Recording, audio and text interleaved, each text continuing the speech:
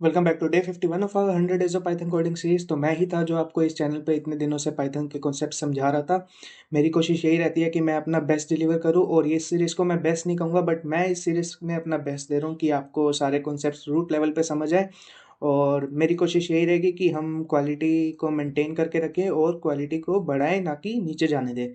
तो पहले तो सभी लोगों को थैंक यू जो इस चैनल के साथ जुड़े, और हम 200 सब्सक्राइबर्स क्रॉस कर चुके हैं, और ये मेरे लिए बहुत बड़ी अचीवमेंट है। एक ऑनलाइन प्लेटफॉर्म पे आके पढ़ाना, और 2 महीने में ही, मतलब 2 मंथ्स अभी पूरे भी नहीं हुए, और उसी में ही 200 सब्सक्राइबर्स क्रॉस कर लेना, ये मेरे लिए अपने आप में ही एक अचीवमेंट है।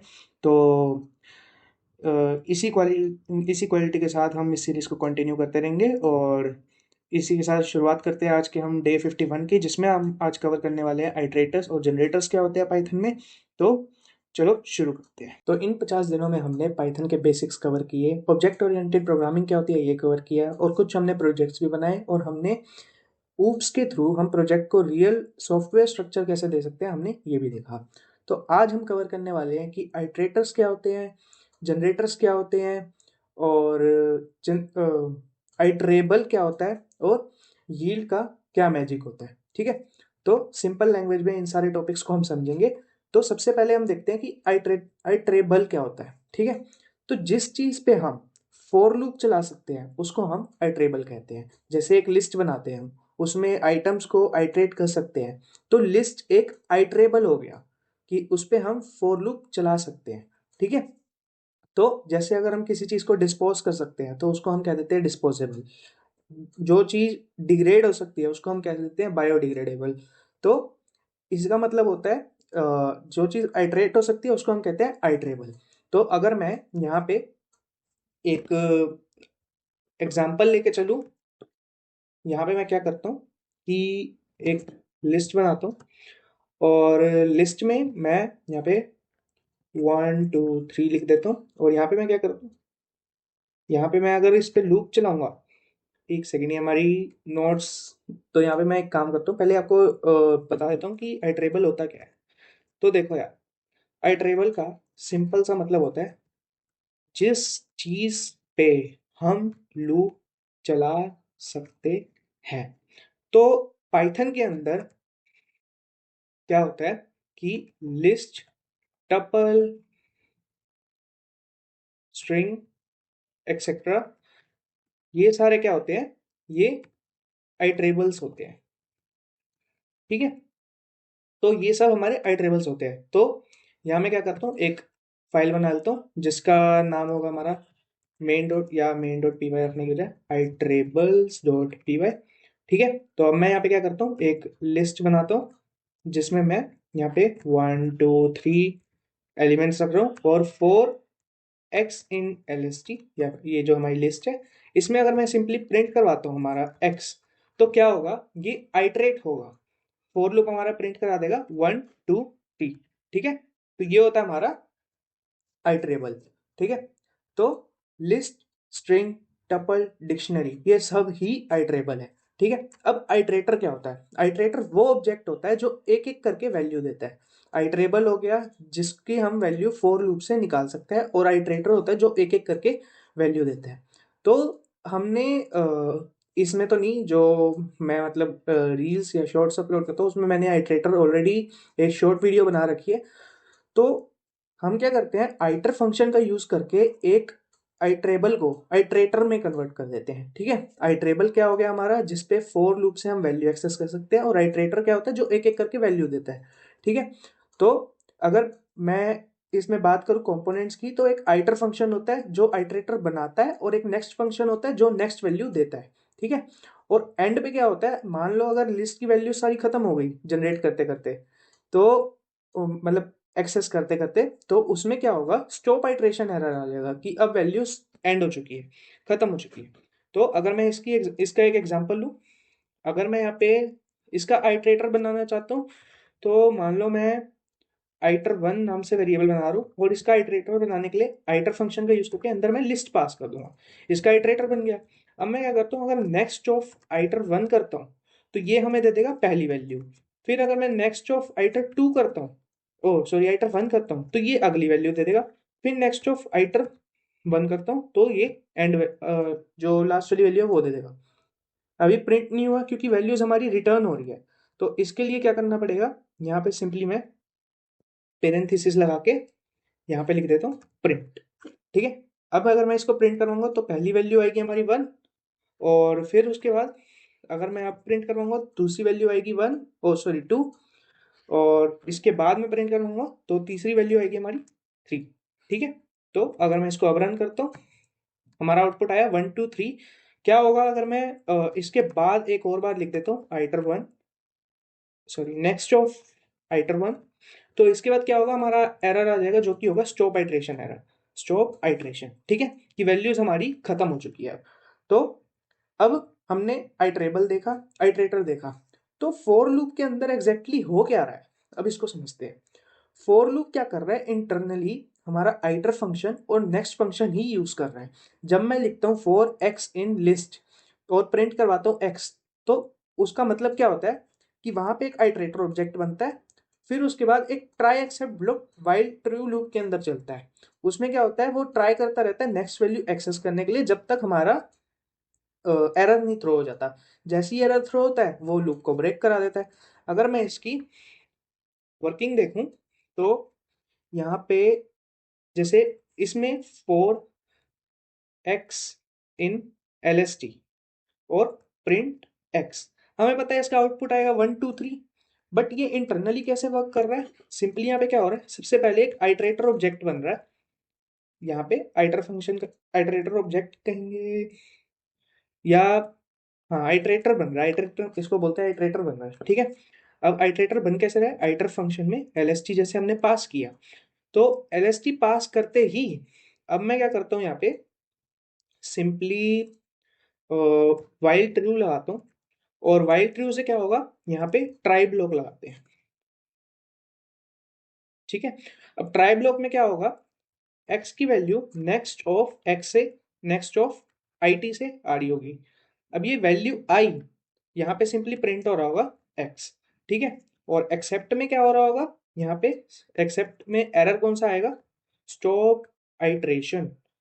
ठीक है, और यहाँ पे सिंपली पास हो रहा हो, वो सॉरी पास तो नहीं करेंगे क्योंकि लूप फिर चलता रहेगा, ब्रेक हो रहा होगा। ठीक है, तो इंटरनली फोर लूप में ये काम करता है, आउटपुट हमारा सेम आएगा 1 2 3। तो फोर लूप के अंदर कैसे आइटरेटर काम करता है और नेक्स्ट फंक्शन कैसे यूज होता है ये हमने देखा। ठीक है, तो अब बिग डेटा के साथ क्या प्रॉब्लम आती है कि अगर मतलब डेटा ज़्यादा बड़ा है, अगर मैं एक लिस्ट कॉम्प्रिहेंशन का यूज़ करके एक लिस्ट बनाता हूँ कि i for i in range of, मान लो कोई भी मैंने नंबर लिख दिया जैसे 10 मिलियन लिख दिया या 100 मिलियन लिख दिया कुछ भी, तो उसमें क्या होगा, वो रैम को भर देगा क्योंकि बार बार बार बार वो वैल्यू जनरेट कर रहा होगा, तो वो रैम को भर देगा। तो अब हम देखते हैं कि हमारा जनरेटर क्या होता है। जनरेटर बेसिकली हमारा एक लेजी आइट्रेटर ही होता है। अब आइट्रेटर में क्या हो रहा होता है कि लिस्ट से वैल्यू कन्वर्ट हो रही थी और हम एक एक करके एक्सेस कर रहे थे। ठीक है, बट उसमें वैल्यू जो थी हमारी वो एक साथ ही सारी आ गई थी आइट्रेटर में। अब जनरेटर में क्या होगा, एक टाइम पे सिर्फ एक वैल्यू बनेगी। अब इसमें ये नहीं होगा कि बन के ऑलरेडी सारी स्टोर हो गई, इसमें बनेगी। अगर मैं यहाँ पे एक फंक्शन बनाऊंगा कि जैसे डेफ माई फंक बनाता हूँ और उसमें रिटर्न करवा रहा हूँ पहले 1 फिर मैं रिटर्न करवा रहा हूँ 2, तो जनरेटर में क्या हो रहा होगा, रिटर्न की जगह हमारा यूज हो रहा होगा यील्ड। अगर मैं इसकी बात करूँ यहाँ पे, मान लो मैं यहाँ पे बनाता हूँ डेफ माई फंक। ठीक है, और यहाँ पे मैं रिटर्न करवाता हूँ 1, और यहाँ पे फिर मैं रिटर्न करवाता हूँ 2। ठीक है, तो अब देखना, अगर मैं यहाँ पे प्रिंट करवाता हूँ माई फंक, तो क्या हो रहा होगा, अगर मैं इसको रन करता हूँ तो हमारा आउटपुट आ रहा है 1। अगर मैं दोबारा भी रन कर दूंगा तो भी हमारा आउटपुट आएगा 1, हम दूसरी वैल्यू को तो एक्सेस नहीं कर पा रहे। तो अब हम क्या करेंगे, यहाँ पे सिंपली एक माई जेन नाम से बना लेते हैं हम फंक्शन, और इसमें हम क्या करते हैं, यील्ड करते हैं 1, फिर यील्ड करते हैं 2, फिर यील्ड करते हैं 3। अभी यील्ड कीवर्ड से क्या होगा, वैल्यू एक एक करके जनरेट होगी। अगर मैं यहाँ पे प्रिंट करवाता हूँ नेक्स्ट ऑफ माई जेन, ठीक है, और फिर मैं अगर यहाँ पे प्रिंट करवाता हूँ नेक्स्ट ऑफ माई जेन, और फिर मैं प्रिंट करवाता हूँ नेक्स्ट ऑफ माई जेन, यहाँ पे नाइजेन नहीं माइजेन आएगा, ठीक है। और अगर मैं इसको अब रन करता हूँ तो हमारा आउटपुट आ रहा है 1 1 1। अब ये क्यों आ रहा है, ये आना तो नहीं चाहिए। ओके, तो हमें क्या करना पड़ेगा, इसको पहले जनरेटर बनाना पड़ेगा, मतलब जी इक्वल्स टू, और यहाँ पे हमें जेन माई जेन फंक्शन का यूज करके सारी वैल्यूज, मतलब एक एक करके वैल्यूज जो एक्सेस होंगी वो हमें इस तरीके से बनाना होगा, क्योंकि फंक्शन में पहली वैल्यू लेगा वो। तो जी, फिर उसके बाद यहाँ पे जी, और यहाँ पे भी, ठीक है। तो अब हमारा आउटपुट आएगा 1 2 3, ठीक है। तो जनरेटर में क्या हो रहा है, एक एक करके वैल्यू बन रही है, तो इसको ध्यान से समझना। यील्ड क्या कर रहा है, फंक्शन को पॉज कर देता है, कि जब पहली वैल्यू बनी उसके बाद वो पॉज कर देगा, वो ये नहीं करेगा कि 1 2 3 एक साथ दे देगा, वो उसको पॉज कर देगा। अब जनरेटर और लिस्ट के बीच में डिफरेंस क्या होता है, लिस्ट में जैसे हम बना रहे थे लिस्ट कॉम्प्रिहेंशन का यूज करके, i for i in range of 1 million हम ले लेते हैं, और जनरेटर में जब हम बनाएंगे i for i in range of 1 million, तो उसमें क्या होगा, लिस्ट में सारी मेमोरी पूरी जो वैल्यूज जितनी बन के आएंगी वो सारी मेमोरी ऑक्यूपाई कर लेगी, और जनरेटर क्या करेगा, एक एक करके वो वैल्यू को बनाएगा, ठीक है। अगर मैं एक रियल वर्ल्ड एग्जांपल लूँ, उसमें अगर हम एक बिग फाइल को रीड कर रहे हैं, मान लो उसमें वैल्यूज आई है 1 से 1 मिलियन तक, तो हम उसमें रिटर्न आई की जगह हम क्या कर सकते हैं, यील्ड आई कर देते हैं। तो फाइल रीडिंग में, लॉग्स बनाने में और बिग डेटा प्रोसेसिंग में हमारा जनरेटर काम आता है, ठीक है। तो अगर मैं यहाँ पे एग्जांपल लेता हूँ, मैं यूज नहीं करूंगा वो 1 मिलियन वाली वैल्यू, बट उसकी वजह से क्या हो, मतलब बट मैं जनरेटर बना के दिखा दूंगा। अगर मैं उसको यूज करूंगा तो प्रॉब्लम ये आएगी कि उसको यूज करने के चक्कर में मेरा मे बी पीसी भी हैंग हो सकता है इस चक्कर में। तो जनरेटर बनाने के लिए सिंपली मैं क्या करूंगा, जेन नाम से या जी नाम से हम बनाते हैं जनरेटर, और यहाँ पे मैं सिंपली क्या करता हूँ, पेरेंथेसिस का यूज करूंगा, और i for i in range of 1 million अगर मैं यहाँ पे ले भी लेता हूँ, और अगर अब मैं यहाँ पे प्रिंट करवाता हूँ नेक्स्ट ऑफ जी, तो देखो सबसे पहली वैल्यू क्रिएट होकर आएगी हमारी बस 0, क्योंकि लूप हमारा 0 से चालू हो रहा है। अगर अब मैं प्रिंट करवाता हूँ नेक्स्ट ऑफ जी, तो अब हमारे पास 0 1 प्रिंट होके आएगा। तो एक एक करके वैल्यू दे रहा है, तो इसी चक्कर में हम यूज करते हैं जनरेटर को। अब जनरेटर पावरफुल क्यों है, क्योंकि ये मेमोरी एफिशिएंट होते हैं, फास्ट होते हैं, बिग डेटा फ्रेंडली होते हैं, और प्रोफेशनल पाइथन का एक फीचर है, ठीक है। तो आज हमने क्या क्या सीखा, आइट्रेबल क्या होता है, आइट्रेटर क्या होता है, आइटर फंक्शन और नेक्स्ट फंक्शन क्या होता है, जनरेटर क्या होता है, और यील्ड का मैजिक क्या होता है। तो असाइनमेंट के तौर पे यहाँ पे अगर मैं एक असाइनमेंट मेंशन कर दूं, एक काम करते हैं अपनी txt फाइल मेंशन करते हैं।